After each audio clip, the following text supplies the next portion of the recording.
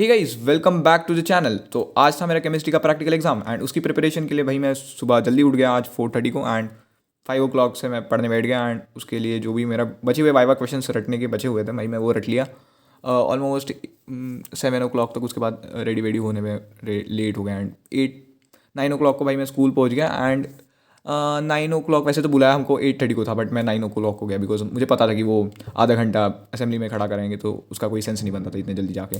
तो 9 o'clock को and मैं वहाँ पे पहुँचा एंड मैं भाई बहुत चिल्ला, मेरे को लगा कि आज तो हो ही जाएगा, सब बढ़िया ही होगा आज। एंड 9:15 को एक्सटर्नल एग्जामिनर मैम आ चुकी थी एंड हमें 2 सेट ऑफ क्वेश्चन पेपर थे। तो मुझे सेट 1 मिला था, उसमें मुझे 3 क्वेश्चन थे अबाउट फर्स्ट वन वॉज कि doing titration of Mohr salt and second one of कि सॉल्ट एनालिसिस वाला and third one was to identification of functional group.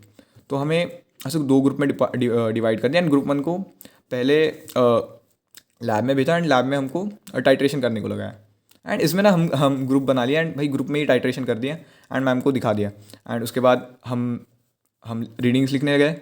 Readings लेके हम जब प्रैक्टिकल लिखने गए तो हमको सर ने बोला कि तुम छाप सकते हो, तो हम भाई दूसरे रूम में पूरा फुल ऑन चीटिंग करके लिख लिया एंड सेम फिर हम सेकंड के लिए गए एंड सेकंड में सॉल्ट एनालिसिस के लिए सर ने हमको पहले ही बता दिया था कि फर्स्ट सॉल्ट ये होगी, सेकंड सॉल्ट ये होगी, मतलब सेकंड नंबर की सॉल्ट ये होगी, थर्ड नंबर की सॉल्ट ये होगी, तो तुम वही सॉल्यूशन डाल के रख देना एंड मैम को दिखा के जल्दी आ जाना और जल्दी लिख के लेना। तो मुझे सेकंड नंबर की सॉल्ट मिली थी एंड सर ने बोला था कि सेकंड नंबर थी पोटेशियम लेड एसीटेट। तो फिर वही लेड एसीटेट के लिए भाई मैंने 2 टेस्ट ट्यूब लिए। उसमें फर्स्ट इसमें मैंने ये डाल के दिखाया उन्हें क्या बोलते के आई का सोल्यूशन है वो येलो हो गया, वो दोनों काम कर दिए मैंने एंड उसके बाद हम चले गए एंड वही हम फिर दूसरे रूम में जाके तो हम वही लिख रहे थे प्रैक्टिकल के लिए एंड हम जब थर्ड के लिए हमको बुलाया तो हमें ना वो उसका भी बता दिया कि सेकंड जो ये रहेगा सेकंड वाला अल्डिहाइड रहेगा। तो हम जानबूझ के अल्डिहाइड किया क्योंकि मुझे अल्डिहाइड का ही पता था कि उसमें टॉलेंस रिएजेंट डालना है और उसको वाटर बाथ में गर्म करना है। उसको टॉलेंस रिएजेंट डाला उसमें एंड सर ने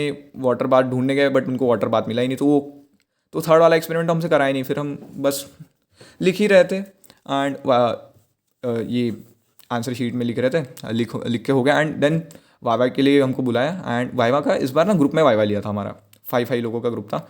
जैसे मेरा रोल नंबर 7 था तो मैं सेकंड ग्रुप में था। जब मेरा वाइवा आया तो हम 5 लोग गए प्रोजेक्ट लेके एंड मैम ने सबसे पहला क्वेश्चन पूछा अबाउट व्हाट इज़ टाइट्रेशन। तो सबसे क्वेश्चन पूछा, मतलब सबसे एक क्वेश्चन पूछ रहे थे कि मोलारिटी क्या है।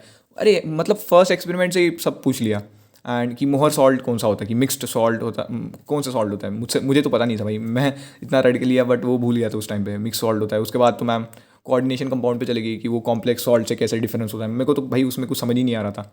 अच्छा वहाँ पे ग्रुप वाइवा ले रहे थे, अगर सिंगल वाइवा ले रहा होता तो भाई मेरी तो लग गई होती उस टाइम पे। उसके बाद थोड़े से इजी क्वेश्चंस अबाउट कि what is molarity and all and then ma'am ने सबसे सबसे हमारे प्रोजेक्ट लिया एंड सबको उनके प्रोजेक्ट के हिसाब से इंडिविजुअल क्वेश्चन पूछने लगे। तो मेरा प्रोजेक्ट का टॉपिक था about chemistry in everyday chemical reaction in everyday life. तो मैंने फर्मेंटेशन पे बनाया था प्रोजेक्ट एंड मैम ने पूछा मुझे what is fermentation and all, कि वो टेम्परेचर पे डिपेंड होता है या फिर नहीं, मतलब टेम्परेचर बढ़ाने पे क्या होगा। तो वो मुझे आइडिया नहीं था, मैंने वो लिखा ही नहीं था। तो मैंने तुक्के में यस बोल दिया, वैसे मैंने गूगल करके देखा वो करेक्ट था एंड उसने फिर मैम ने वो रीज़न बताया, वो नहीं बता पाया। उसके बाद तो मैंने मैम ने जो भी क्वेश्चन पूछे उसका मैंने सही से आंसर तो कर ही दिया था। एंड वाइवा होने के बाद मतलब सर ने हमें ना पहले ही बोल के रखा था कि तुम वाइवा की टेंशन मत लेना, सबको अच्छे मार्क्स मिलेंगे। एंड मैम भी बहुत बढ़िया थी यार, बहुत चिल मैम थी एंड अच्छे से एक्सप्लेन कर रही थी, डांट वाट नहीं रही थी। भाई फिजिकल एजुकेशन के उल्टा ही हो गया। स्टार्टिंग में फिज़िक्स का चिल थी, फिर वो सोच के कि फिजिकल एजुकेशन वाली मैम भी चिल आएंगी तो उसके लिए मैं कम पढ़ के गया, तो स्ट्रिक्ट मैम आ गई तो उधर लग गई मेरी। एंड यहाँ पे लगा कि बहुत ज़्यादा स्ट्रिक्ट, यहाँ पे भी स्ट्रिक्ट मैम आएगी तो यहाँ पे ज़्यादा पढ़ के गया और वो पढ़ने का कोई फ़ायदा नहीं हुआ क्योंकि वो कुछ यूज़ ही नहीं आया। तो ऐसा सीन हो गया भाई मेरे साथ। एंड बट राइटिंग वर्क अभी भी बचा हुआ था, तो राइटिंग वर्क कंप्लीट करते करते ही 1:30 हो गया एंड फिर हमने राइटिंग वर्क सबमिट कर दिया एंड वही फिर छुट्टी हो गई। बट सर ने हमको रुकाया 2 बजे तक, क्या करना था तो पता नहीं। हम ग्राउंड में बैठे थे एंड हमने लास्ट टाइम डिसाइड किया कि खो खो खेलेंगे एंड भाई कल की वजह से मेरा पैर अभी भी दुख रहा था उस टाइम पे एंड मैं फिर भी खो खो खेला एंड अभी घर आने के बाद भाई मेरा पैर इतना ज़्यादा दर्द कर रहा है मेरे से, मतलब स्टेयर्स तक उतरी नहीं जा रही थी अपने घर में। मेरे भाई बहुत ज़्यादा पैर दुख रहा है, आई डोंट नो क्या करूँ मैं इसके। एंड ये लास्ट के 3 दिनों में मैंने जो स्कूल में इन्जॉयमेंट की है जो मैं 2 साल में नहीं कर पाया, ऐसा बहुत ज़्यादा बुरा लग रहा था कि लास्ट टाइम तुम स्कूल में गए हो, तुमने आज गेम्स खेले, गेम पीरियड मतलब दोस्तों के साथ खो खो खेला, ऐसे मतलब नए नए ही दोस्त थे, मतलब फर्स्ट टाइम, मतलब अभी 3-4 बार ही मुलाकात हुई होंगी एंड सबसे इतनी अच्छी दोस्ती बॉन्डिंग हो गई थी एंड मतलब बहुत ज़्यादा इमोशनल लग रहा था कि भाई 2 साल घर में ही बैठना। एंड जिनको नहीं पता भाई मैं डमी स्टूडेंट हूँ, तो मैं स्कूल अटेंड नहीं किया।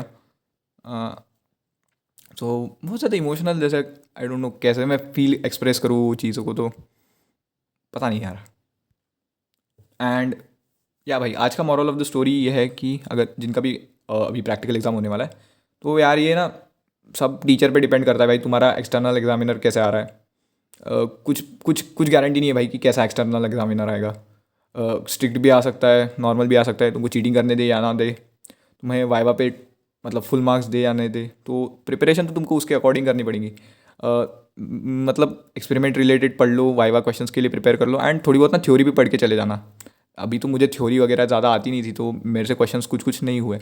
अगर तुम्हें थ्योरी आती है तो भाई बेसिक थ्योरी रिवाइज कर लेना एंड एक्सपेरिमेंट अच्छे से परफॉर्म, मतलब उसके वाइवा रिलेटेड क्वेश्चंस परफॉर्म मतलब कर लेना, मोस्टली तुम्हारा तो अच्छा ही जाएगा वाइवा। सो या फिर मैं 4:30 बजे आ गया घर एंड भाई आज मैंने कुछ भी पढ़ाई नहीं करी। आज मेरा काइंड ऑफ रेस्ट डे था, बिकॉज भाई मैं 3 दिनों से ना ढंग से सो नहीं पाया, मतलब बस 3-3 घंटे की नींद ही हो पाई है। एंड ये प्रैक्टिकल की वजह से बहुत ज़्यादा स्ट्रेस हो गया था, बिकॉज भाई कुछ सिलेबस भी नहीं हुआ था। एंड सो कल से नॉर्मल जैसे वीडियोस अपलोड कर रहा हूँ प्रोग्रेस अपडेट टाइप, तो कल से वैसे ही वीडियोस मैं अपलोड करूँगा। एंड कुछ लोग, बहुत सारे लोग मेरे को मेरा सिलेबस पूछ रहे थे कि तुम्हारा कितना सिलेबस हुआ है, तो मैं सिलेबस अपडेट दे देता हूँ। तो मेरा फिजिक्स में ऑलमोस्ट 5 चैप्टर हो चुके हैं। Electric charges and field, potential and capacitance, current electricity, semiconductor and magnetism, मतलब क्या है moving charges and magnetism. And maths में मेरे 2 चैप्टर हुए हैं, मैट्रिसेस एंड डिटर्मिनेंट। भाई मैंने इनके वन शॉट ही देखे, प्रैक्टिस मैंने कुछ भी नहीं की है।